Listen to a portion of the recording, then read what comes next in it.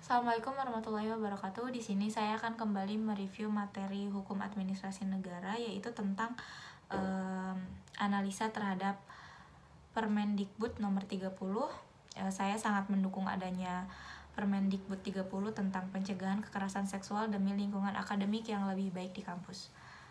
Isinya seperti yang diketahui mengenai kasus kekerasan seksual di kampus ini kini menjadi sorotan, bukan hal yang baru. Menurut data dari kampus-kampus atau perguruan tinggi, menjadi salah satu tempat yang sangat rentan terjadinya pelecehan seksual. Untuk menangani kasus pelecehan seksual ini di lingkungan pergaulan atau perguruan tinggi selalu mengalami pro dan kontra. Peraturan Menteri Pendidikan, Kebudayaan, Riset dari Teknologi Republik Indonesia nomor 30 tahun 2021 tentang pencegahan dan penanganan kekerasan seksual di lingkungan perguruan tinggi masih menjadi perdebatan. Kasus-kasus kekerasan seksual terus terjadi, tidak ada hentinya, terutama di lingkungan perguruan tinggi yang terus menjadi sorotan. Permendikbud ini pada umumnya bagus karena memberikan pencegahan di perguruan tinggi tentang pelecehan seksual. Menurut Menteri Nadine, di dalam peraturan ini esensinya ada 3, yaitu harus ada unit namanya Satgas yang bertanggung jawab melakukan semua pelaporan, pemulihan, pelindungan, dan monitoring rekomendasi sanksi. Yang kedua, penjabaran. Untuk pertama kalinya di Indonesia definisi sangat spesifik 20 perilaku yang dimasukkan dalam kategori kekerasan seksual, bukan hanya fisik tetapi juga verbal, bahkan secara digital. Ini adalah informasi terbesarnya. Yang terakhir, partisipasi pada seluruh sivitas akademik di dalam prosesnya.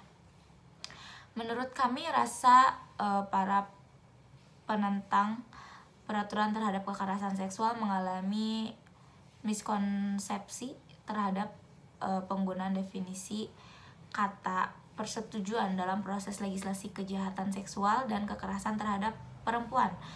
Model persetujuan seks yang tidak diinginkan dianggap jauh lebih efektif dalam hal pembuktian dan penuntutan dibanding model paksaan atau seks yang dipaksakan, yaitu persetujuan digunakan semata-mata untuk memberikan jaminan keadilan bagi korban kekerasan seksual, bukan untuk dilegalkan seks bebas. Permendikbud Ristek nomor 30 tahun 2021, jika kita mengacu kepada Undang-Undang nomor 12 tahun 2011 tentang peraturan perundang-undangan pasal 5 yang berbunyi dalam perbentukan peraturan perundang-undangan harus dilakukan berdasarkan asas perbentukan peraturan perundang-undangan yang baik, yaitu yang meliputi kejelasan tujuan, terus ada kelembagaan pejabatan pembentuk yang tepat, kesesuaian antara jenis, hierarki dan materi muatan, dapat dilaksanakan, kedayagunaan dan kehasilgunaan, kejelasan rumusan, dan keterbukaan. Seperti yang kita ketahui sekarang ini sering sekali kita menemui kasus mengenai pelecehan seksual di lingkungan perguruan tinggi. Hal itu tidak dibarengi dengan adanya penindakan.